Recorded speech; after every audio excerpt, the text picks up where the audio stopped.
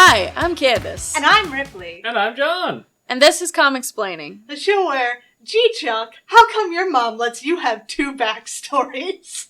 That's horribly ominous. Well, as you can see on the cover of the comic book that I was supposed to not show the cover of, how about y'all close your eyes so I can fix that? I mean, you've seen this, so at this point, don't close your eyes. There's no fucking point. But I've closed my eyes. Get the actual comic book. I was gonna say, this cover's kind of rad looking. It was pretty rad looking. It's pretty cool looking. I'll give it that on this one. While you're doing that, let me apologize to all our listeners for how peaky and fucking ridiculously loud I was last episode. I said the new one's actually cooler than the old one this time. Yeah, agreed. He's being grabbed by a fireman. I mean, this doesn't really tell me anything, though. No, this one's good. We're gonna have to... I don't know who either of these people are, and that's interesting. Indeed intriguing. Well, can you tell me what happened last time on X-Men? It's been a hot second. Fuck no.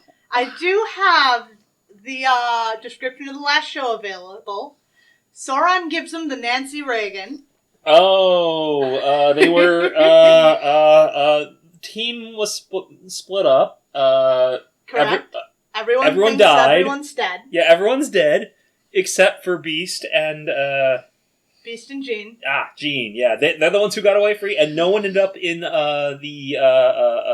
Everyone died, but no one died. Yeah, yes, everyone died, and they definitely didn't end up in the Savage Lands. Beast and Jean got out, and they went back to Chuck, and they were like, hey, everybody's dead. And everybody else got to the Savage Land and was like, God damn it, Beast and Jean are dead. And then... They had a Savage Land adventure that involved a super city that mattered? Yeah. Yeah. Well, that was after Sauron went nuts. Well, yeah, Sauron was there. He went nuts because he saw a mutant, and he gave the mutant the suck. He had the... And then he didn't... You never... If you're an addict, sometimes you just can't be around it anymore. And then he no longer wanted to cure cancer. He wanted to turn everyone into dinosaurs. You're getting ahead of yourself there. No, but whenever he turns into Sauron, he becomes an asshole. He has, an alternate personality. He does. And I don't think he realizes it. Well, so there's that. Well, I think he very much does realize it. I think he does, in fact.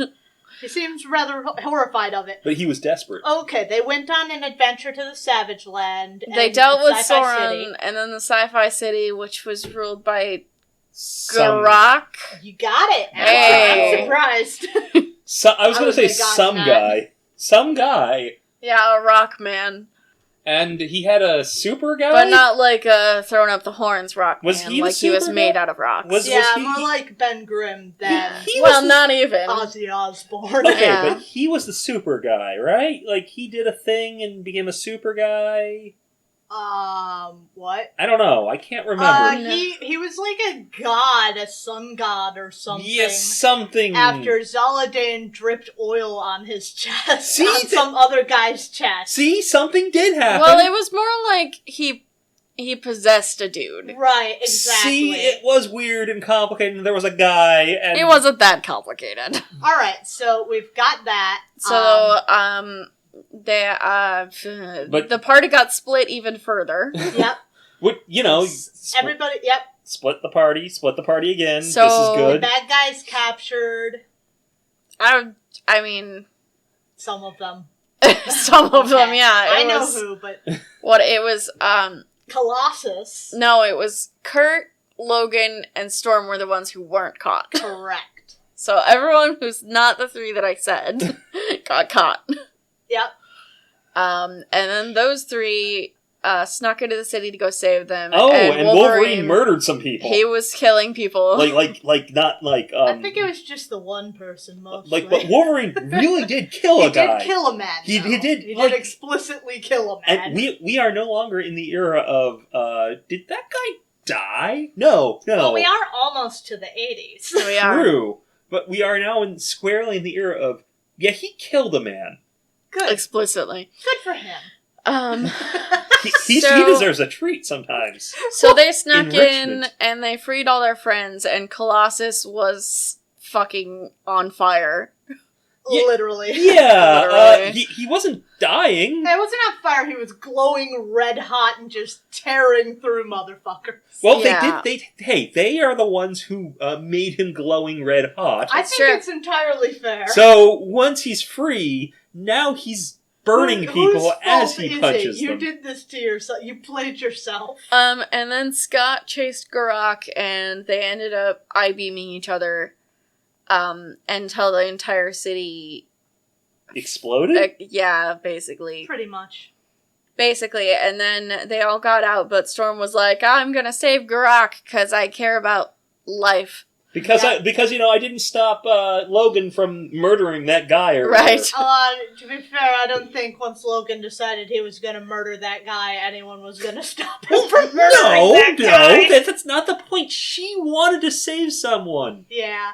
But she failed.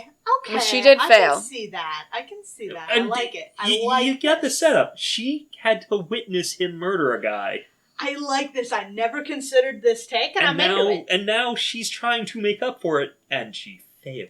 So she failed, Yep. and then they were like, they went back, and the fall people were like, here's this boat that we put together with, like, a couple trees. So good luck getting to And they're South like, America okay, from here. we're gonna Sail fucking home. travel the fucking ocean. Yeah, we're gonna sail from the Arctic Ocean to, I guess, South America? But as Fuck soon it, as... we can sail these waters all the way to New York, baby! As soon as they got out of the Savage Land, there was a big storm, and they Because were like, of course fuck. there was. Because they're in the Arctic Ocean. It's a nasty little strait. And then the B stories. Yep. So... Wait, was this the weird, was this the weird Aurora deals with zombies? no. that was the episode It was a before. different weird Damn it. Aurora thing. Oh god! Aurora ended up getting sucked into an alternate dimension. Oh yeah, this is like a dream world, but not. Where there was a lady who Who took her on Who as lived- as Aurora. Is this Mother? the third running episode with a fucking weird Aurora B story? Yes. And what's weird about them is they're not like sexy weird. No, They're just weird. Just weird. Bizarro. It's like, why are you doing? Okay, I get why you'd be doing something horny with Aurora. It's crass, but it makes sense. Right. These don't make sense. No, they make absolutely no sense. It doesn't matter. So there was a lady She who got adopted. No, Yeah. I'm talking. There was a lady who lived on a giant flying fox who could talk. Yes. Correct. Sujin. Which Correction, was the fox- awesome. The fox could talk. The giant flying fox could talk. So could the lady. The lady could also talk. Well, obviously. Yes. Hopefully. And Aurora got adopted, and she helped the lady be a warlord. Be and like kill queen, some pirates. Be queen of the universe or whatever. And then she was like, hey, it's kind of weird how now I'm, like, cool with killing these people. Yeah. I wasn't cool with that ever before. Yeah. And then she found out that the lady had a kid, and the kid is now leading the people that they're fighting, and Aurora was, like, her surrogate daughter. Trying to and make up for... Aurora was like, I'm not your kid, I needed to go back to where I came from, and then she did. That's And weird no- that that's her way of coping with being unable to save a man. Yeah. Going and playing Go to an warlord. alternate dimension and killing a bunch of other people. And then Good choice. the other B story, Piotr had a threesome. Yes. Oh, yeah! These women were very... Well, first he had performance anxiety. They Yes. were very grateful for his rescue. Uh-huh. He definitely expanded the Greater Westchester. And so they Oh, seized cool. the means of production. They did indeed. Yeah. And that was pretty much all there was to that. Other things did happen, but that's what really matters. They're not important. They're not. He had a threesome. The most with two important thing very is grateful that women. Colossus fucks. Colossus does indeed fuck, and no one can question that. Well, let's start off this week with X-Men 117 from October of 1978. Like I said, we're coming up on the 80s here. You've already given me a hint that I may get one square in the first place. Have I? Chuck acts sus. Oh, I wonder. that's not my fault. Written by Chris Claremont, penciled by John Byrne, inked by Terry Austin, colored by Glynis Ween, and lettered by a new name for us, Clem Robbins. We are using the classic X-Men version as usual, so we're featuring some pages with pencils by Kieran Dwyer and letters by Tom Orzechowski. Clem's a new name, so let's learn about Clem. Yeah, I don't recognize it. Clem seems like he's done a little bit of everything in the industry, and by industry, I mean the broader art industry. Ooh. He's done courtroom sketches, Wow. he sells paintings, Okay. he's taught anatomy drawing classes, Wow. he's lettered just about every damn place under the sun, but something cool about him is he spent like 6 years developing his own computer lettering so that he could just do that, and people still buy it. Wow. Oh, he developed his own lettering His for... own computerized lettering, yeah. Oh. His Wow. own font. His own font, yeah. Isn't that fucking awesome? That rocks. Clem, that rocks. This guy is all over the place. It's kind of cool. The X-Men may have emerged from out of the frying pan and into the fire. Okay, Storm, time to do that thing you're good at. Weather control. Yep, out of the Savage Lands bubble of relative paradise, this is actually pretty shitty territory to attempt to traverse. Mm-hmm. They're doing their best to keep their little wooden boat afloat through this tumble-wet cycle, but there doesn't seem to be much to do but attempt to ride out the storm. Hey, Piotr, you will be fighting forever, and it's not just the storm. It's called your life. You're an X-Men. So here's a question. Do you think that the boat would be better with him as Colossus and stronger but heavier, or as Piotr and lighter but weaker? With how small it is, he probably needs to drop the metal. Yeah. It's too small. He's probably... It's too rickety. Yeah. Yes. Yeah, so I think we have that move that we could be making. You Yeah. could be not made of metal and somehow heavier. Hey, Piotr, how do you get heavier when you turn metal? It's Hey. one of those things that I do my best not to question. I He also also try gets not to bigger. think about Emma. He gets bigger when he turns metal.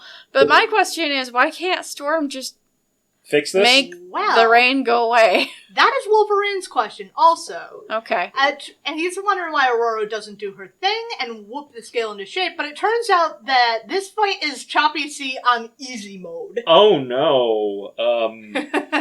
Yeah, that's the time we're having today. So... I guess Chuck's gonna be right. They died in Antarctica. Finally, Storm spots their salvation on the harbor, and with a flash of lightning, the Japanese vessel Jinguchi Maru spots them too. The first mate cautions the captain, as they're down here on some sort of top-secret government mission. Whaling? Is it whaling? It might be. But there is a certain law of the sea, and instead the ship lowers a scramble net over the side, allowing the grateful X-Men to climb to safety. First Mate Takeda is even more concerned now that they're affiliated with the American government. He thinks it might be S.H.I.E.L.D. Yeah, or the Avengers. But Captain Hama's not going to have any of it. But when Cyclops requests to use the radio, given the ship's mission, that's not going to happen. From everything I've heard about whaling, this could still be whaling. Quick note, I don't actually know if Takeda's the first mate. I'm just kind of assuming he's second in command since he's like primarily the one interacting with Captain Hama. Makes sense. Tracks. Yep. Jean Grey prepares to leave the X-Mansion once more. I've always really liked this outfit. I think it's really cute. And she's doing this, she's so soon after just coming back home, but she can't handle sitting in this house full of memories. Full of death. Yeah. And so it's off to try and work through her pain, rather than both she and Xavier filling the mansion with a miasma of grief. Left in her wake is Lilandra, who slips off to the kitchen to fix up a pot of coffee. That feels wrong. Lilandra making coffee. Well, I mean, if someone you love is deep in grief... No, I get that. It's just of who she is making she's struggling to make coffee, to be fair. Good. Because, she was only introduced to coffee, a month ago. Yeah. So, I realize she probably knows it from Chuck's memories, but she hasn't actually had to deal with it until, last month. Well, once finished, she carries up a tray of breakfast to share with her beloved, but he's not hungry. You get the sense that without Jean and Lilandra, he might have just stayed staring into the fire until he withered away to nothing. He needs his child soldiers and his loved ones. They are his family. It's just kind of a messed up family. And he feels absolutely wrecked by guilt and grief, because if not for him, they wouldn't have ever been in that situation. Good. His thoughts drift back further still, to a time before the X-Men.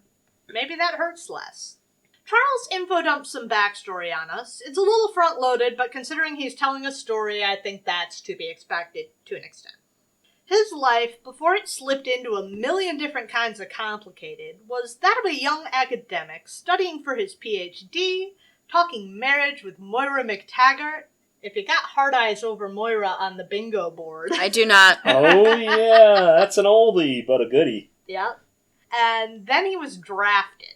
His girl back home promised she'd wait, but when her letters found him recovering from battle wounds, Moira had called it all off and returned to Scotland. Wah, wah.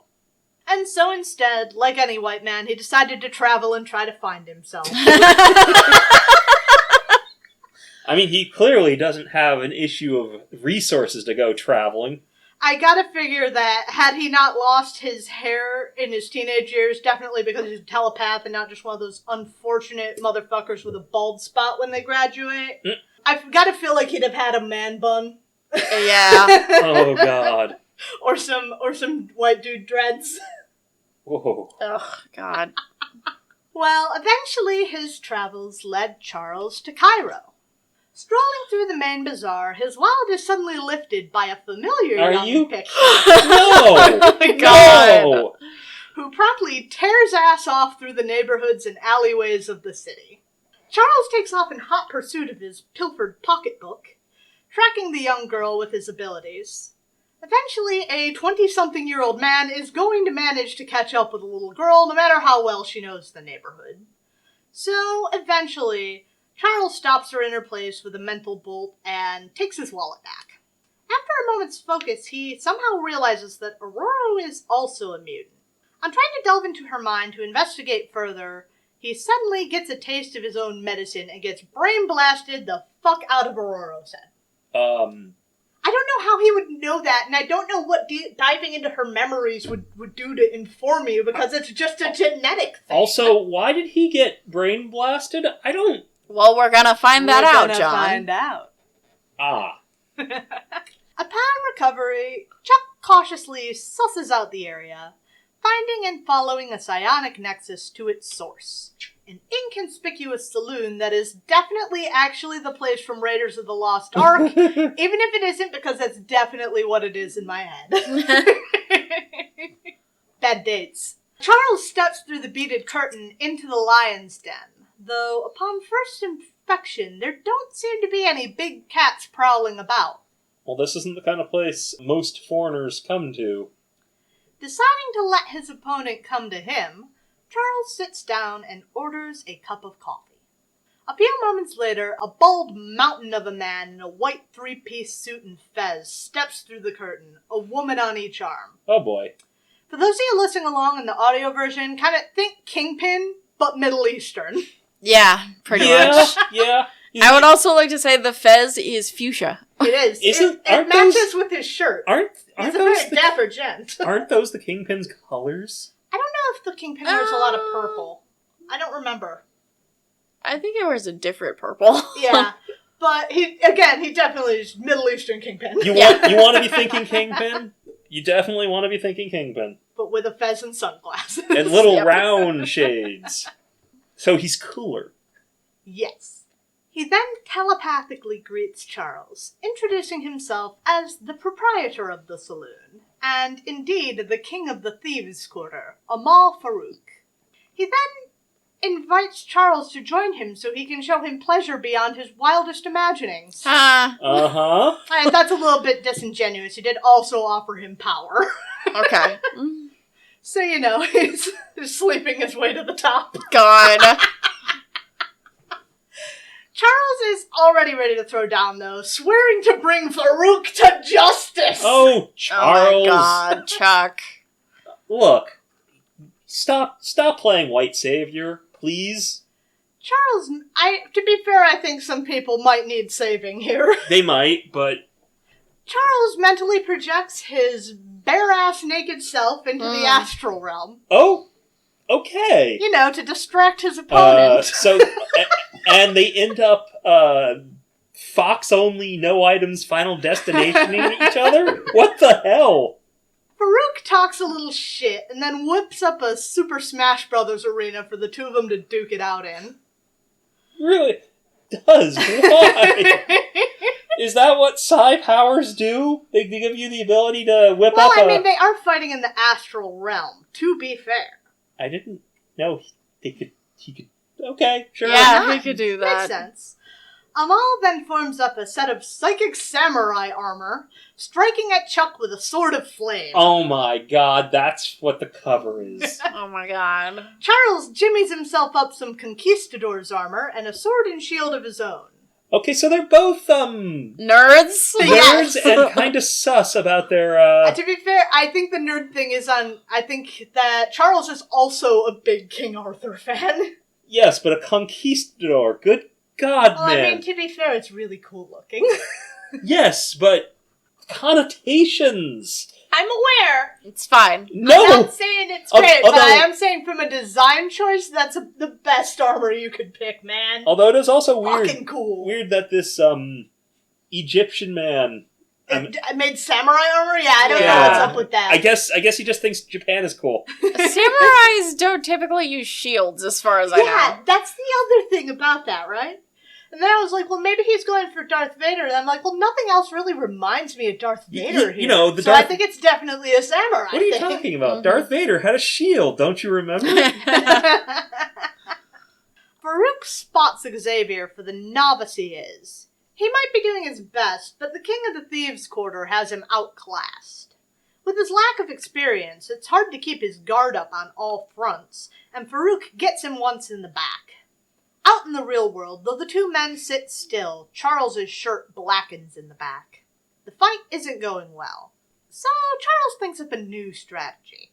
He allows one of Farouk's illusions to seize him, saving all his energy up for one blow. And then in one moment, it's over. Did he use explosion? The fight ended. Amal Farouk collapses face first onto the table, and Charles Xavier walks out the door without paying his bill, taking the lesson of the potential danger posed by mutants with ill intent. Well then, dined and dashed. Chuck. Well, you know, everybody rushed over to Farouk, and he was like, well... Just had a sudden brain hemorrhage. And now you're not... busy with him, and he was like, okay, I guess I'm just gonna get out of here. And when someone realizes he didn't pay his tab, they're going to ban him from this bar. You can never come back! He doesn't live there. Right. You can never come back, random white man who doesn't live here. And from there, everything else we know. Lucifer crushing his legs, forming and reforming his X-Men, and then the grief is back. Why is that story so important to his everything story? This is not the last we'll see of Amal Farouk, so That's if you right. have a reoccurring character introduction on your bingo I card, honestly don't know what I have. y'all been slacking. I've been watching. I mean, other than a ill-fated vacation, and maybe Chuck acting sus, I don't know. I don't think I would say Chuck was really acting all that sus. Can I put 2-panel hint of irons in the fire? Sure. I mean, it was more than 2 panels, I but... was gonna get rid of that, and I guess I never did. Someone gets mind-fucked. I mean... Someone very much did get mind-fucked. Not at all how I intended that square to go, but I think it's a very definite yes. I mean, other than... Can I put someone as naked? Was he... Yes, you can. Was that an ill-fated vacation? I believe so. Well... It wasn't all that ill-fated for him. Hey, he did get burned! He got burned! Well, yeah, but... Well, and he had to kill a guy. He's pasty white and in Cairo. I'm sure he got burned No, plenty. no, not like that. He got charred. He actually got charred with mind fire. Mind fire. You love to see it. And I mean, he did get brain blasted by the local thieves guild. I'll take it. And And there's still the other vacation from the people coming from The Savage Lands. I wouldn't call that a vacation. No, it was they were a mission. Kidnapped. Yeah. What? They were kidnapped and kidnapped. Kidnapped twice. X-Men's so nice you gotta kidnap him twice. So, seeing as he has nothing to keep him here, Lalandra offers Charles the stars, and he says yes. Damn. But boy, are they gonna feel chagrined. When they come back to Earth in 20 years and discover that his X-Men were alive this whole time. My bad. Hey, Chuck, stop doing this to Scott. He's already got one dad who abandoned him. For space. Literally for a space. space hoe. Oh my god, he abandoned Scott for a space furry. This has happened twice. If I had a penny, if I had a nickel for every time Scott had a father figure who abandoned him for a space hoe, I'd have 2 nickels. Which isn't a lot. But it's weird that it happened twice. Right. Jean Grey faces her own new beginning at the Pan Am counter here at JFK Airport. Oh, Pan Am! The big airline back when they existed. Pan Am and TWA, neither of which exists. I've heard so many things about Pan Am. That's how big it was. Legendary. Suddenly a voice calls for her, and Jean whirls, glad to see Misty Knight, looking in very good health for having just gotten out of the hospital. And this is the time before she would have had to go through security and needed to be on an airplane on. Well, she is also going to an airplane, actually. She doesn't have long to talk. Her flight for Tokyo is already calling for boarding. Shit, so this would actually fly in a modern situation where she also has a plane to get to. Correct. Though she is running very late if she plans to make it through TSA. Well, security check and make the gate. They're already past the security check. Look, she's at the gate. I think she's buying a ticket, isn't she?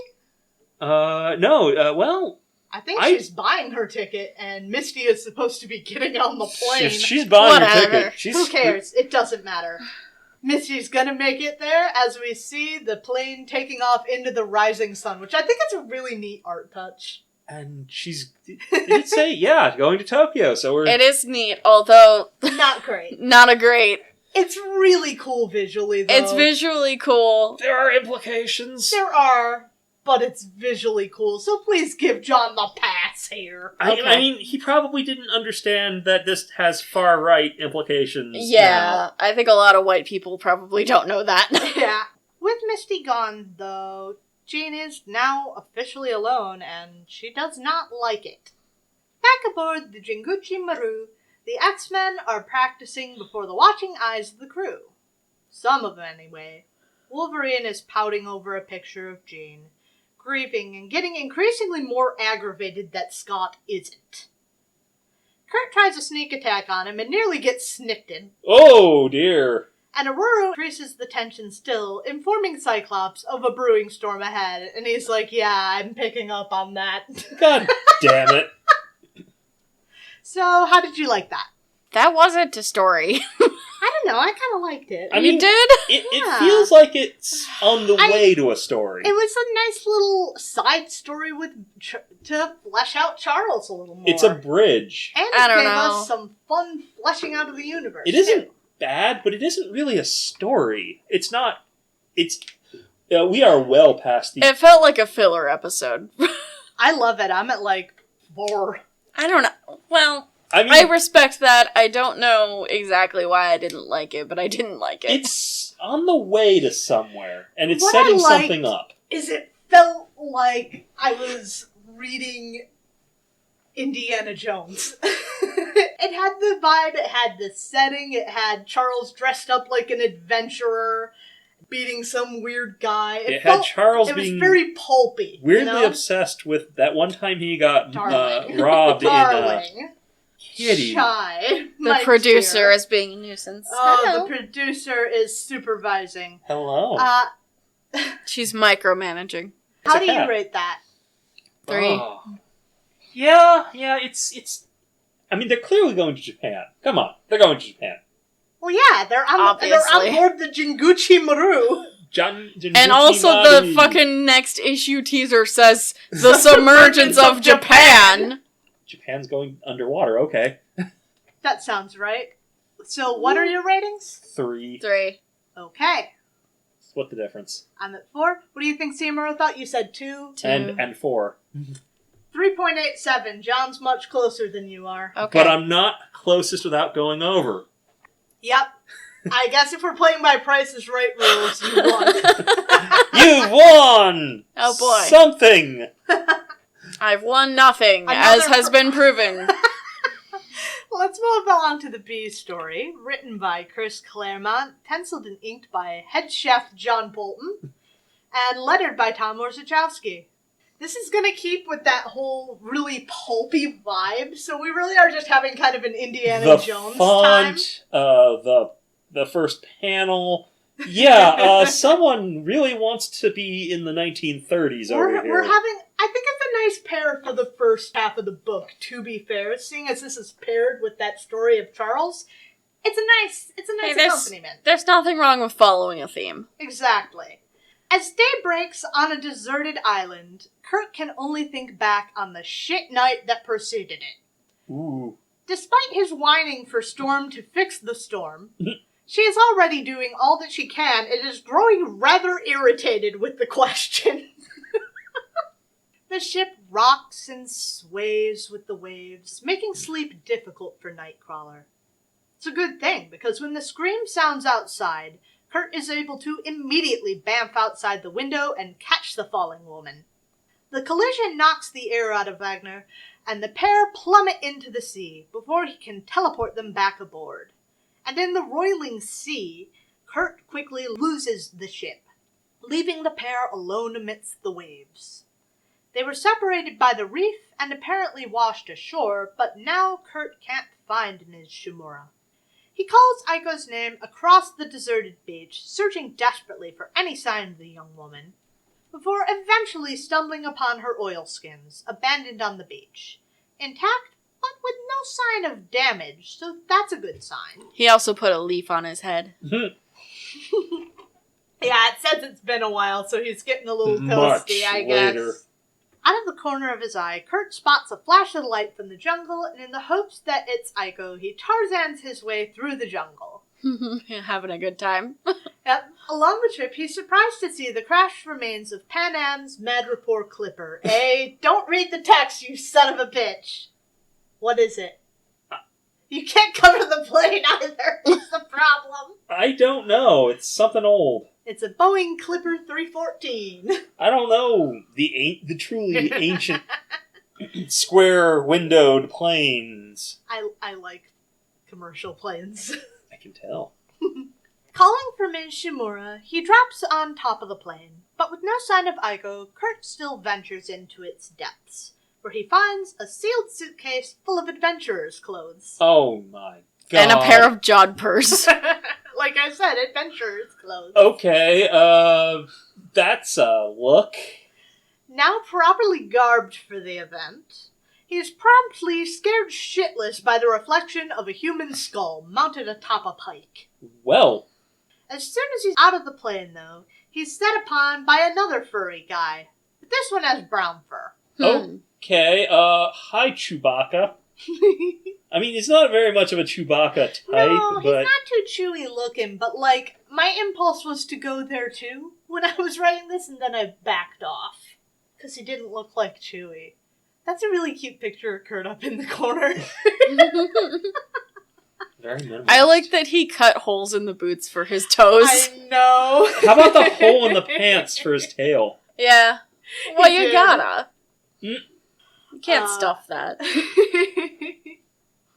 He tries to shoot the pistol mounted on his hip, but after who knows how long spent rusting in the jungle, it doesn't fire. I mean, I'm actually more impressed it fizzles. And frankly, he's lucky it doesn't, because an exploding gun could have taken his damn hand off. True. With the furball continuing to charge, sword in hand, Kurt bamps back behind it and kicks him into a tree. Okay, but this guy's a sword user, so he's like a dude, not just a weird random monster thing. Well, that's true, but he's unconscious now because he hit his head on the tree. Kurt takes a moment to examine his assailant, noticing he's wearing Aiko's life jacket around his neck. and his armor has an engraving of a nearby mountaintop. So he figures that's probably where Shimura is. Kurt makes for the mountain, a volcano with a temple carved into it, which is cool. Okay, now this is getting horny. A little bit. Oh, come on, it's X-Men. I knew, but it wasn't a matter of if. Honestly, it was I a matter probably of should when. just make a slot on the board for horny. That's all it says, just horny.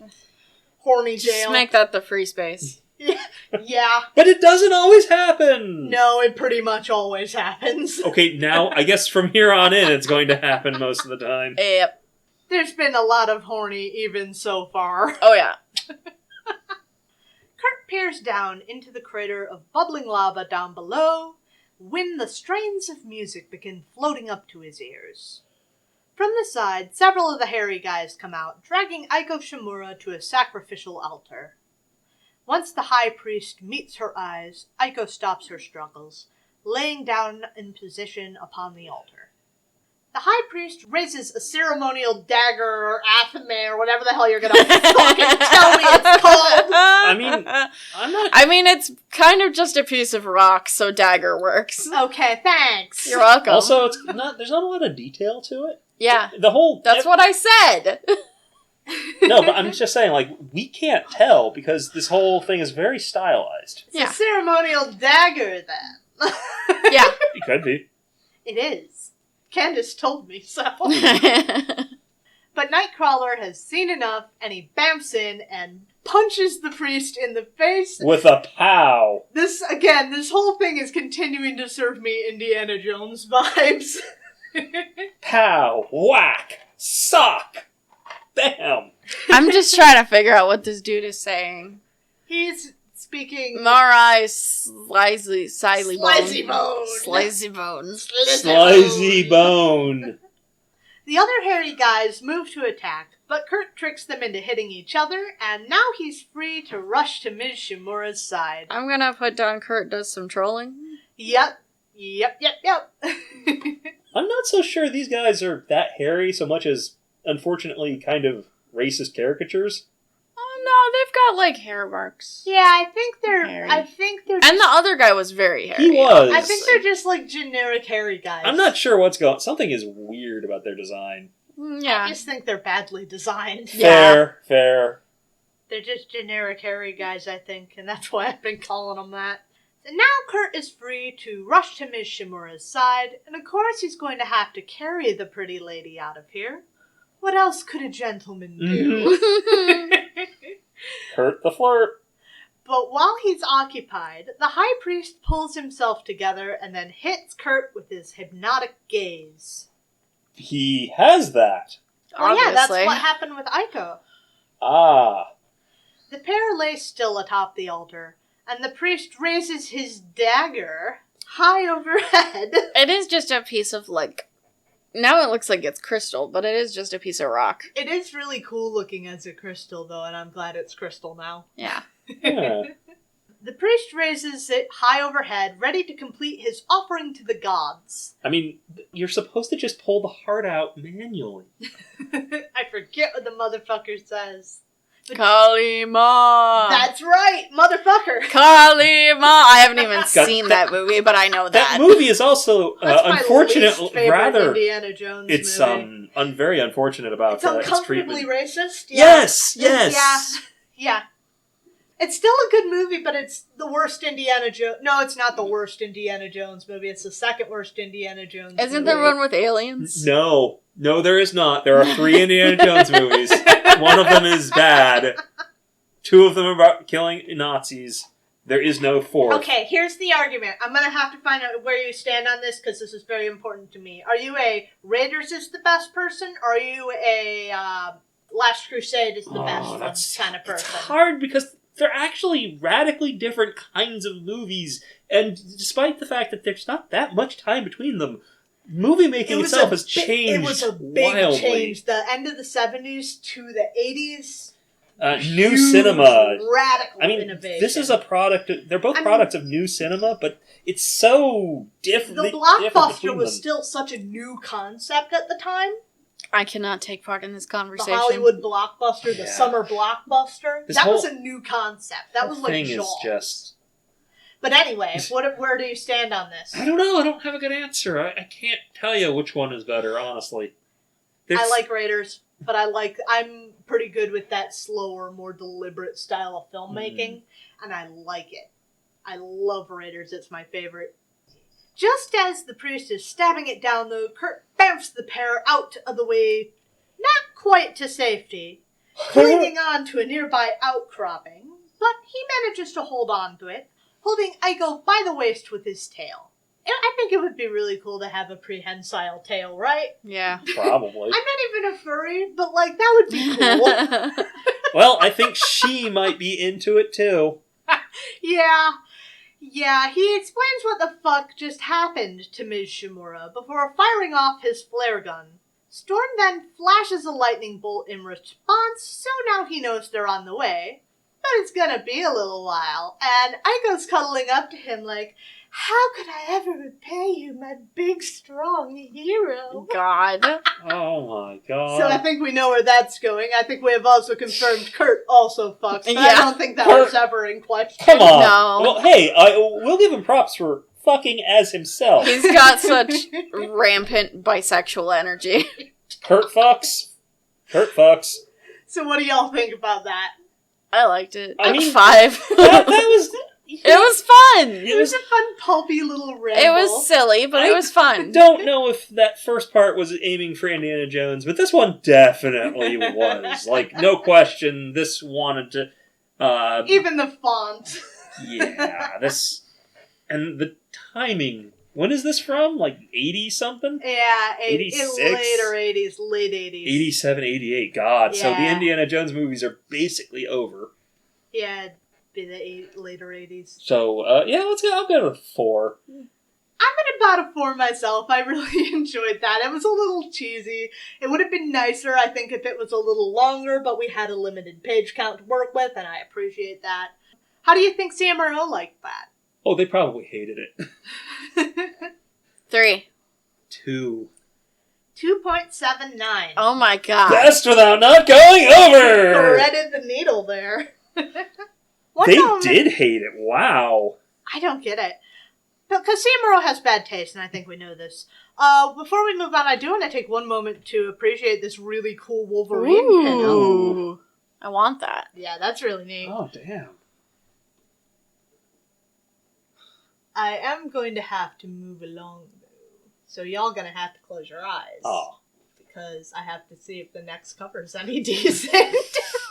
If it's like the last one, shouldn't be a problem, but you never know with these things. You never do know. Because, like, that last cover was technically spoilers all the way, but We didn't know it. we didn't know it until we got there. Exactly. And that's the best kind of spoiler. Exactly. That's the best kind of cover. Versus the kind of cover where you know who this is, you know exactly who these people are, and oh hey, look, it's the Juggernaut. Yeah, this is less of a spoiler than the other one. Can we Alright, look? guys. Yep. Oh my god, Sunfire. In Japan? No way. Yep, this is X-Men 118 from November of 1978. Written by Chris Claremont, penciled by John Byrne, inked by Ricardo Villamonte, colored by Glynis Wein, and lettered by Tom Orzechowski, Still only 35 cents! with some pages featuring pencils by Kieran Dwyer and inks by Terry Austin. After a long time at sea, any sailor would be happy to see the warm waters of home. But of the many emotions felt by the crew of the Jinguchi Maru, happiness isn't one of them. Oh no. Their home port of Agarashima is engulfed in flame, hot enough to be felt, even here in the harbor.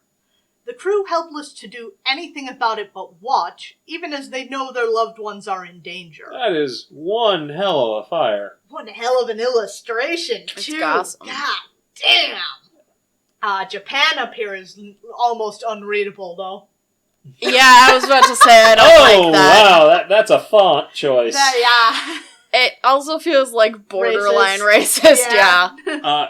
What the irony is, if you want to, there are fonts that are very Japanese, but the Japanese have made those fonts. Yeah. Right. Well, we're also working in the 70s. We only have so much to go off, right? Yeah, they wouldn't even have a chance to know about fonts like that. Right.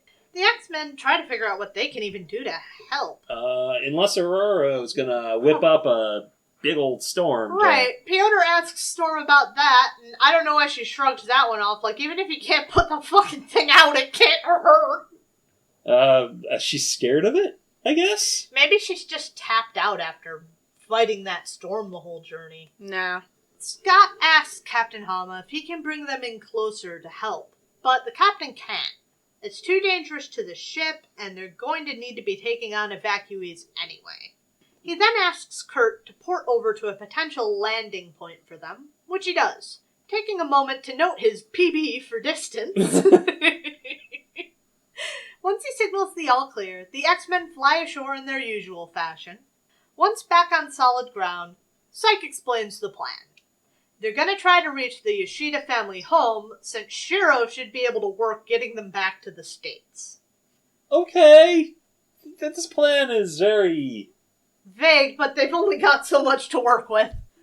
Slowly but surely, they make their way through the city, helping where they can, but pushing steadily in the direction of Shiro's home. I mean, you'd think you'd just go to the American embassy. You would think, but I guess there might be... They got a friend here. Canada... Yeah. Well, I don't know if the American embassy is actually all that helpful. They'd need to do, like, the fucking circuit tour of embassies. And, I mean, to be fair, they are probably not very welcome in America. So. Yeah, and Wolverine, I believe, is wanted now. No.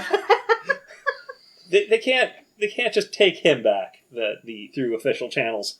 He'd figure his own way out, but... Well, yes. Physically, through people. Slowly but surely, they make their way through the city, helping where they can, but... Oh, I said that. Eventually, they do need to rest, though, and once they reach the burbs, it feels like the right time, though the air is still not easy to breathe. On hearing Scott coughing, Aurora manages to feed them some cleaner air to breathe, while everyone takes a moment to recover.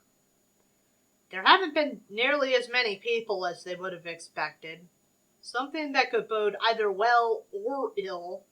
But reading through the newspaper, Logan clarifies that no, it's actually a good thing. There was warning of an oncoming earthquake, and a good number of people evacuated ahead of it. How did I miss? Someone explains their entire backstory from the earlier... Oh my god. I think you weren't that's even a thinking good about one. it.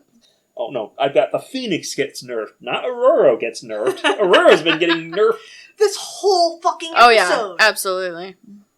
The fact that Wolverine knows Japanese is a surprise to Scott, just as much as it would be to us if we didn't already fucking know. Yeah. Logan and his weird weeb shit. Logan, you're a weeaboo. Take it back. Get another one. Logan, last time he was in Japan, just showed up at his favorite mangaka's house. God. You know it would be fun? If he knew Korean and not a lick of Japanese. God. Well, I don't speak Japanese. The Korean. Spent a lot of time in Korea. We had a war there, you know. Huge BTS stan. I want to die.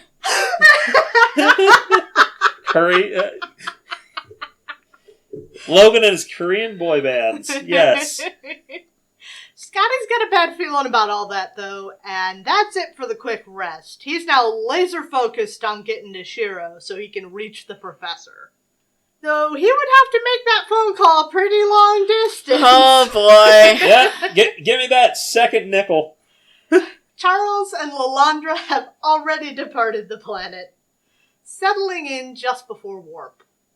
Part of Charles still questions leaving. There are still some X-Men left, after all. But Lalandra tries to reassure him that they've got their own shit going on now. Let's just go, honey. Jean's vacation, meanwhile, has met with a hitch. So, if you didn't cross off an ill-fated vacation before, I think you very clearly can. Oh, boy. Because someone has stolen her luggage. Oh, great. How? How did someone steal How her? does this keep happening to her? How is it she hasn't read everyone's mind in 1 square mile and figured out where the luggage went? Great question. The Phoenix gets nerfed. Phoenix gets nerfed. nerd. The Phoenix got its luggage stolen. I don't know what is more nerd. Yep. Come on. We're Hey. having a very tropey Hey. episode. Can I check off Charles has friends in high places? I think you very much Because he can. just went off to join a space empire. He's sleeping with the Empress, so I think it's hard to get much higher unless he starts hooking up with gods. I mean, he could. It's true, he does have that option available to him. It's true. Hook up with gods, Flirt you Chuck. into the top, baby. I mean, Thor's probably more willing than you give him credit. Not Chuck. I don't think he's as No, I don't think so. There's someone out there for you, buddy. Yeah, someone stole her bag, which had everything in it, like her passport, her money, everything. Oh God, Scott hasn't been angsting about Jean, and that's why Logan was upset. Exactly. Yeah. And the policeman taking her report isn't exactly being helpful, saying he'll call the embassy and they can contact her relatives to come up with some replacements, all the while relishing the idea of her suffering to try and get by in the meantime. Wow. Scumbag cop behavior. On her way out the door, she telekinetically topples him, but a stranger then offers to help. Having reached their destination, the X-Men scope out the Yoshida Manor from a nearby rooftop, noting numerous armed guards and government limousines within the compound. There's something big going on here, so they need to be in there even more. I don't think they do, actually. They think they do. No. At Cyclops' urging, Storm cooks up a thick fog to cover their entry. It gets them past the perimeter, but suddenly everything turns bright. You don't say. I'm shocked. Shocked, I say. It's Sunfire! Oh, no way! Wow. Demanding to know who's responsible for this happy horse shit. Psyche tells him who the fuck's here, but Shiro still doesn't call the guards off at first because he's just a fucking dick. There's a cat bumping against the microphone. Oh my god. Oh. Misty Knight does call the guards off, though, because she arrived. She's here now. She went to Tokyo. I figured she was and, gonna be here. Yeah. I'm shocked that she's here now. Why could she possibly be here? It's something. How? Shiro is very affronted by this, but the Prime Minister wants to see the X-Men, so haha. The Prime Minister knows the X-Men are here. He probably heard about shit from the, oh shit, my battery's dying. Hang on, emergency. The captain, what's-his-fuck, radioed it in. Mm. Yeah. I'm sure there was all kinds of mentions of help and shit, and they were on that government ship, like, all the way in. Oh, right. The mysterious ship that wouldn't talk about what its business was. Right. So it's a whaling vessel, obviously. Outside the compound, a big truck pulls into an alley, parking there. The X-Men aren't the only ones looking to enter the Oshira homestead tonight. These folks seem to have much nastier intentions, and they strike at midnight. Fun. And they're in a truck that says McRae. Yeah, I don't know Which what's up with seems that. very Japanese. Hooray. Yeah, it's very Japanese. I'm sure it fits really well on those Japanese streets. Cyclops has now joined the meeting with the Prime Minister. Not that he's really participating much in the conversation.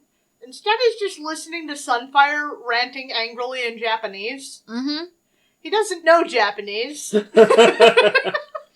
It's a much more effective meeting for us than it is for him.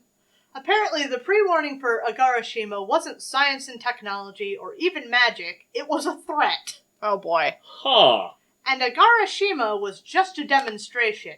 Now all of Japan stands in danger. Okay, so Japan The is submergence of Japan. Japan is being Uh-huh. threatened with like kaiju level threats. Maybe worse. Oh good. Oh good. Just what Japan needs. But Yoshida is aggravated that the Prime Minister is bringing in outsiders for this, when he is all they need. Is he though? Right? You want everything you got at your disposal. It's the whole country. I guess he'll be good enough. I'm sure the citizens of Agarashima would agree with him, right? Uh-huh. Uh-huh. You know, the remaining 12. First, the Prime Minister's niece, Colleen Wing, and her partner in crime, Misty Knights. Misty Knights? Misty Knights. Misty Knights sounds like a porn name. Oh, God. Her partner in crime, Misty Knight.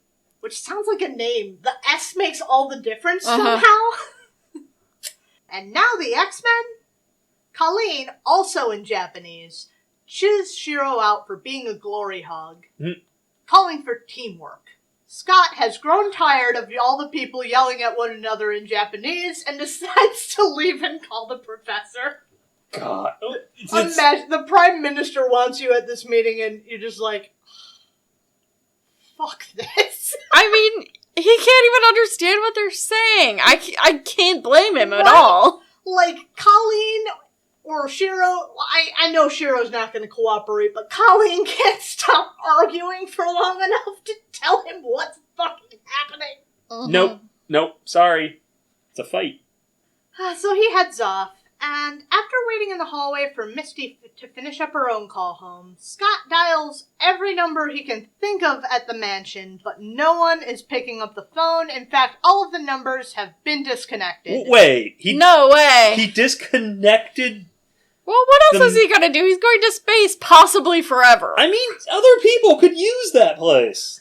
He didn't just leave. He also shut the door behind him. He was depressed. That actually, turning off all the phone lines takes a lot of effort for a depressed man. Considering his existing concern over Magneto, that sends Scott's anxieties into overdrive. That's fair. Once he informs Banshee, he also sees the potential grimness in Westchester. But Colleen has called for Scott to come back so he can listen to more people yelling at each other in Japanese. Oh, good! Oh, good! Very important business. He'll be very helpful listening to people argue in a language he can't understand. Meanwhile, Wolverine is being a creepy white man. Right, Wolverine isn't at this meeting. Why the fuck isn't Wolverine here? At least he'd understand what they're saying. He understands Japanese. Yeah, he could have been... Scott knows now that he knows Japanese, so when he was summoned to this meeting, he could have been like, hey, Logan, could you help me? I need you here. Maybe he did, and Wolverine was like, suck an egg. Good point. Suck an egg, I'm gonna go find some hot Japanese babes. I mean, to go talk to anime about. Kurt got to have a hot talk about Japanese anime babe. I get to have a hot Japanese babe. Come on. How does Kurt get to have a hot Japanese babe? He doesn't even know Japanese babes. He doesn't even know the language. He doesn't even know anime. I bet he's never even watched a Death Note. He doesn't even know how to use a katana. Wolverine knows how to use a katana. Obviously. Why? He has fucking knife hands! Oh god, Wolverine, you're so cringe. It's about the art. I much prefer weeb. I love this personification of weeb Wolverine. God. While Kurt was getting laid, he was studying the blade. To be fair, I think he was also getting laid. He was, yes. But he did settle. I think he was fucking a swath through history. Yeah. Where the fuck were we? Okay. Our favorite little manlet is walking the compound. Wait. What happened in these panels? I skipped these. Oh, yeah. It's just the guys, 15 minutes to midnight, so they're preparing for the strike, you know? Okay. They're gonna do something. Yep, so now our favorite little manlet is walking the compound, thinking about his first trip to Japan, when he stumbles upon a young woman petting a bird in a garden like some kind of fucking Disney princess. You know, I'm gonna go with first in air quotes, given everything I know about this man. No first thing he's ever done is ever his first. You know, that's fair. It's a young woman in a kimono with like a little one of those combs with like the flowers coming off of it. I mean, to be fair, the Prime Minister is here. It's an occasion to dress up, right? That's true. Yeah. Yeah, but not necessarily in like traditional garb. They don't just wear that all the time. It's a government. This is a government. Might it be different though if you're hosting? I don't know. I don't know I don't know anything about the etiquette of that we kind don't of know thing. about that stuff. We're too white for this. It does seem a little weird, though. It feels weird. She's cute, though. Well, yeah. Of course she is. No. Chris was going to have her be ugly. Oh, hush you. Well, on hearing Wolverine, she turns in his direction, at first alarmed, asking what the fuck his deal is. Logan does his best to reassure her that he was just looking for some quiet tranquility, and the garden's a good place to find it, usually. That's enough to set the young woman, Shiro's cousin Mariko, at ease. She compliments his Japanese, finding it impressive for an American, and Wolverine's like, please don't insult me like that, I'm a Canadian. I mean, he is wanted by the Canadian government, but he's not an American, and that's what matters. I mean, to be fair, any song by a Canadian singing about America is generally a mockery. Yeah. Also, this is typical Canadian behavior. Mm-hmm. Never allow yourself to be known as an American if you're a Canadian. He then introduces himself at first as Wolverine, but after some confusion from Mariko, he starts to give her his actual name, when without warning, another massive quake shakes the earth beneath them. Rip. Scoops up Mariko to carry her to safety, when suddenly a tree begins to topple towards them. See? He was studying the blade. But that's nothing for old Wolvie. Quick question, okay, I get the tree being an issue, but if you want Mariko to be safe from an earthquake, wouldn't the garden be like a pretty ideal place to be? She's not inside a building. Yeah, it's relatively good. I think that's generally like one of the things you're looking for in an earthquake. Mm-hmm. If you can't get outside, be under a table. Right. Or in a door frame. Yeah. We don't have earthquakes here. We really don't. We're pretty far from any faults. We've felt some within the past 10 years, but like they're nothing. You say that, but I have not felt. But I've never felt them. They technically happen. There have technically been earthquakes here. People say they have felt them. I can't say that I've ever felt I can't say the same, no. But anyway, he's not even the only X-Men carrying a VIP out of here now. And he joins his friends. Scott asks Aurora why she didn't deign to inform them of this. What does she know about earthquakes? Right? That's what I'm wondering. It's like, I wasn't aware that earthquakes were a weather phenomenon. Right.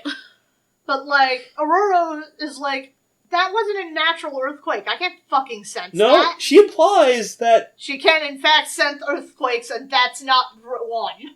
That this wasn't a natural earthquake, and that's why she couldn't feel it coming, which means she... I don't think she should be able to do that. Hey, Aurora, can you sense regular earthquakes coming? Is that what you're saying? I hate that. That's wrong and incorrect. That should be someone else's power, and is, in fact, someone else's power. There's no safety behind them in the crumbling house, and after one of the outer walls explodes in front of them, there's no safety ahead. Their path now blocked by the mandroids. What?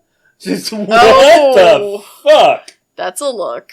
They've fought the Avengers before. There's some Avengers baddies usually. They're hideous. Yeah, they're pretty ugly. That is... It's got a human face peeking out of it, though. Yeah, and it's got a golden diaper. Yeah, it's not really an android, it's just a guy in a suit. Yeah. That's the man part. Golden suit that has kind of a golden diaper. Yeah, no kidding, where's the fucking android part? The C-3PO diaper? Yeah.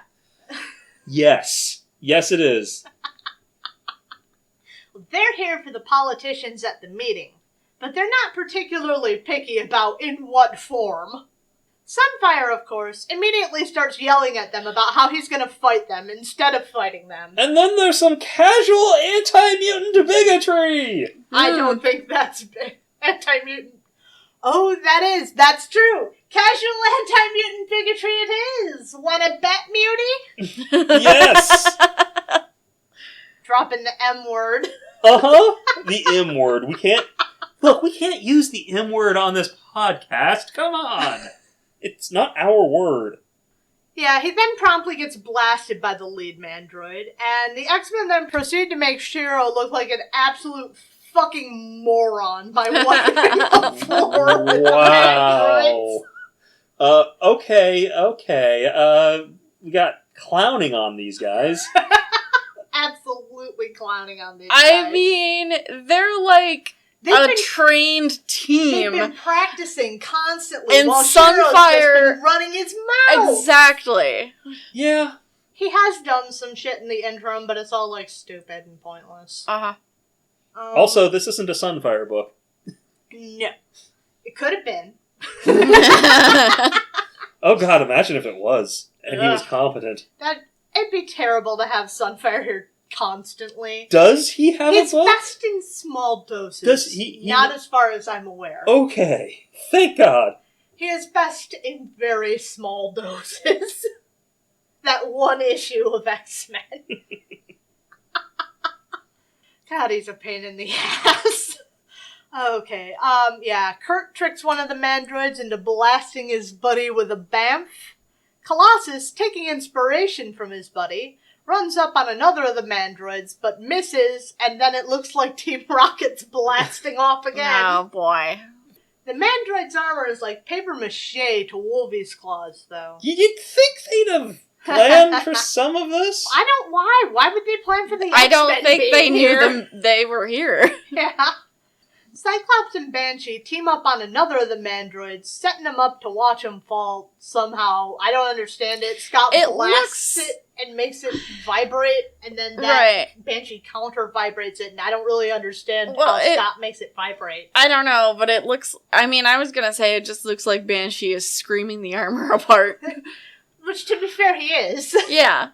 So I don't know what the fuck Scott contributed to this. Yeah, I think the explanation is stupid and it makes much more sense. He's providing eye punches. I have a theory. Okay, we're gonna ignore what the text says. He's holding it in place real quick to let Banshee get his aim right. Okay, got it.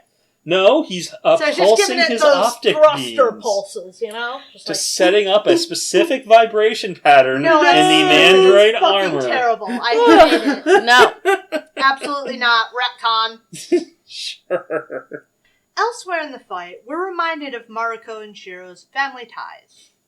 Despite stating that she wasn't as brave as her samurai cousin, Mariko is the one that rushes to her cousin's side, trying to help him. The rest of the mandroids defeated, this guy wants to take Shiro and Mariko with him to the grave. Oh, good. Sunfire unleashes on him, trying to take him down first.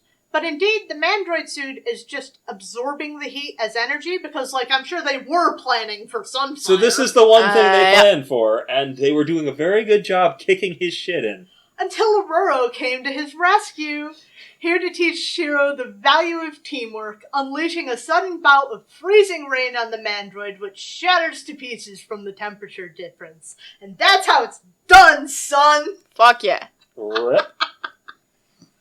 Outside, the guys in the truck are ready to make a break for it. They don't have mandroid suits, they just drive the truck, and they don't want to deal with this happy horse shit. I mean, that's fair. If you just saw what happened... I'm seeing what's about to happen.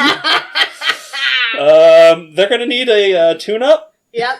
They gun it out of there, heading over a pothole, when suddenly, from its depths... Big-ass pothole. ...emerged two massive metal mitts. And Colossus pretty much just tears all of the guts out of the truck. The truck goes over him, and he just grabs the underside of it, and the truck keeps going. He just tears the guts out of it. Okay, so we've got tires, we've got the engine, we have... He eviscerated the fucking truck. He took basically everything that makes the truck go, so now it's only going on momentum. Yeah, what I'm picturing is absolutely just cartoon style. It just continues skidding wholesale along the ground for a few minutes while the driver and his buddy just look at each other. Yeah. Just when everything seems calm and all that's left is to turn the culprits into the police, a hologram begins emitting from one of the busted mandroid suits, projecting the image of Moses Magnum. Master of the Magnum Force. Yeah, he pretty much looks like the Master of the World, if you're familiar with him from, Alpha Flight. But, if he was black and didn't have a cape. Mm-hmm. He's the master of the Magnum Force, and if he isn't allowed to rule Japan by midnight, he's going to sink the whole country into the sea. I'm sorry, Mr. Magnum, but you're going to have to take that up with the United States, because the United States set the Constitution of Japan and set the country in motion, and it's under the nuclear umbrella. Too happy about that. So, yeah, you might be cashing checks with your mouth that your ass can't cash. You might be able to sink Japan, but do you really want to deal with becoming a crater in the Pacific? The Pacific Rim. Yeah, that's not a good look for you. So, how do you rate that? That was wild. I don't know what the fuck that was. I mean, I do. No, we've read. I don't know what the fuck that was. It was okay. Aurora and her interdimensional space mom and the fox. Or Aurora and the zombies. Where the greatest problem was so that's employment issues. That's one end of the metric. Of, I don't know what the fuck those are. I know what the fuck this is. But still. This was okay. Yeah. I'm still at a 4. I enjoyed it. I know there's cringy dated Japan. Cringy dated Japanese stuff in there. But, like, as a story, it's a pretty enjoyable ride. Yeah. Well, that's what I said. It's okay. Yeah, I'm at a 4. 3.5. Yeah, I'd say 3.5. What do you think CMRO thought? Ooh, I'm gonna guess they liked it. 4. 3. 2.84. They were not crazy about it. Ooh! It was above a halfway. Yeah, but they did not like this. They did not like that. Sorry, my mouth. I talk and talk and talk and... Go get some water. Wolverine and his picking women who could... Well, not necessarily. Any woman could be his fucking grandchild. Come on. That's not the problem! I'm talking about her cousin. Would you want to date a woman... Sunfire's cousin. I want to date her cousin just to fuck with Shiro, to be fair. But then you have to deal with Shiro, and then you might have to murder Shiro, and then you ruin the relationship because you murdered Shiro because he went all Sunfire on your ass, and well... It's an awkward family dinner. Yeah. I guess that's fair. You did murder him because you're Wolverine. It's what you do, and you're the best at what you do. Which is moving. Yes. But unfortunately, you moved a box on top of Shiro, and he died, because he's kind of fragile like that. Lastly, we have the B story from Classic X-Men 25 from April of 1988. That's where we are, April of 88. Written by Chris Claremont, penciled and inked by John Bolton, colored by Glynis Wein, and lettered by Tom Orzechowski. Newly arrived in the Cyclades of Greece, Jean Grey hopes that this vacation will be what she needs to cope with her grief. She went to Greece. Okay. Just after stepping off the boat, Jean takes a moment to explore the peaceful vibe of the place.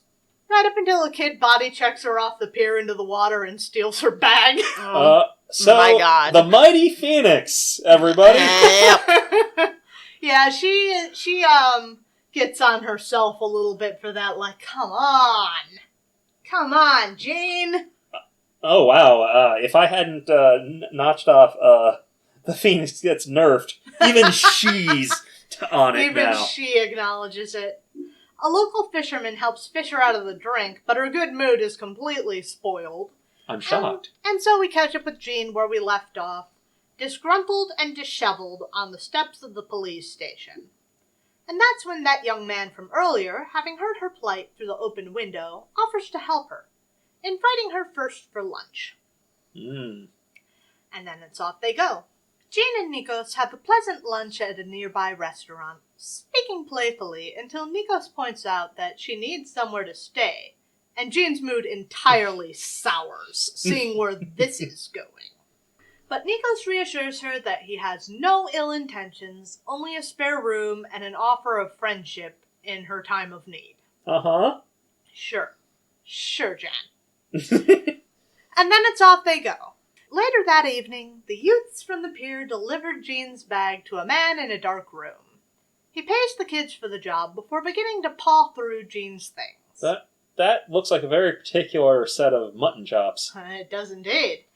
He throws all of her papers into the fire, now very confident that he, be he known as Nikos, or Jason Wingard, or Mastermind, has caught her in his web. His plan to transform her into his Black Queen. Oh god, it is him! Holy shit, he was the bitch was Mastermind the whole time! It was Mastermind! Fuck! When did he stop being a statue? Sometime. In the morning, Nikos wakes Jean with breakfast in bed. I was going to question her sleeping in the nude, but she did lose all of her clothing, and I doubt she wants to stay all night in her salt-crusted dress. Okay, Yeah. why can't she have meaningless one-night stands with random attractive people? Why does she have to have a creepy stalker guy who's going to mold her into his This keeps happening! It does. perfect queen? Where Pyotr can get a threesome and Kurt saves a girl. Effortlessly fucks wherever he goes. Yeah, the rest of the team gets to have meaningless sex. Why not her? Agreed. Because she's the girl, so she has to be treated as an object. I demand equality. I mean, to be fair, we're gonna ride this curve straight along a story arc. Mm-hmm. So, it's not just a shameless throw-in here. Nikos then presents his large collection of women's clothing. From Conquest before. But wouldn't you know, they're all skimpy little numbers. Of course they are. Still, eventually Jean does head off with Nikos, ready to take in the sights and sounds of Kyranos. Over the next few days of adventures, Jean and Nikos grow close, culminating in a kiss while scuba diving. Of course, of course. Though she immediately regrets it, leaving a distance between the two for the time. The town below is lit up in celebration that night, the festival of Aphrodite. Nikos steps out onto the patio with her, and they begin to discuss her freak out earlier. She explains about Scott's death and her guilt over her failure to save him. Nikos tries to argue that she can't just draw inward and refuse to feel. She's alive, so she needs to still live. He then invites her down to the festival below, and reluctantly, Jean follows. Not Scott angst about Jean. Jean angst about Scott. I don't have that one. I have It's the not a opposite. square. I know. It's equality. I have the opposite of that, of what's happening It's here. not equality on the bingo. No, it's not. She doesn't regret it, drinking deep from both the wine and the sensations of passion from the people around her, swept away in the rush of emotion. As the night reaches its close, Nikos and Jean stand on the ruins of a Grecian temple, taking in the moonset. Nikos then points out that he was totally right about her just needing to let go a little, before musing a little on the view. Honestly, I'm not going to beat this, so I'm just going to read this. Look, Jean, it must have been like this for the gods of old, living high above the mortal world on Olympus, gazing down on humanity, knowing we only exist by their sufferance, able to shape man's destiny for good or ill with but a wave of the hand, to bring life or end it, living totally for themselves without consequences of any action, a law forever unto themselves. Imagine such power, such glory, what you could do with it. People would fear you, respect you, worship you. Mutants wouldn't have to hide anymore. There'd be no more hatred. No more X-Men would have to die. Would that not be the most wondrous of worlds, worth any price to bring about? Mutants are the modern gods, Jean, if you would but pick up the mantle. Caught in the fantasy, Jean erupts into the celestial firebird, making it clear he offers her nothing. She already has all of that. She could do it all. But then Jean catches herself, quickly pulling back on the reins of the Phoenix to herself in fear. Nikos, Jason, Mastermind, watching her as she runs off, reflecting on how easy it's going to be with how fragile Jean is right now. Oh boy. So what'd you think about that? Gross. This guy is going to do terrible things. True. He's probably going to be more interesting than this weird Magnum guy who's going to sink Japan? Why does he want to rule Japan? That said, He's also a weeb, yeah, obviously. Fair, it's a weeb off. Okay. That said, 4 out of 5. Sure, let's go. 5 out of 5, man. I love it. But I like it when X-Men get skeevy. I do. I mean, he's supposed to be skeevy. This man is a skeevy man. Yeah, because that's usually, when it gets skeevy, that's usually the point. Yeah, true. So yeah, I'm at 5. What do you think CMRO thought? 2. 4. In between. 2.97. Exactly in between, almost. Jesus. I guess some of them are just too skeeved. Yeah. I swear, I know this man by another name. Other than Mastermind? Yeah. Or at least a guy who looks exactly like him. Oh, you might be thinking of Sebastian Shaw, because he's also got the mutton chops. Yeah, that's what I'm thinking of. Because the fucking mutton chops, and... Well, he didn't have mutton chops before. Mastermind, I mean. That's... Oh, I thought you were recognizing him from the cartoon. I'm recognizing Sebastian Shaw, modern day. Oh, yeah, I thought he was Sebastian Shaw, actually. No, Completely this is a different person. that.